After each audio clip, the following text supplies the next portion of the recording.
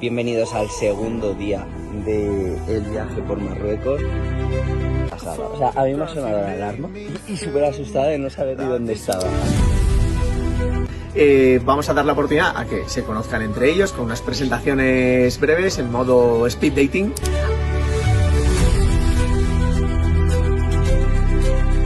Aquí solo hacemos comer, aprender.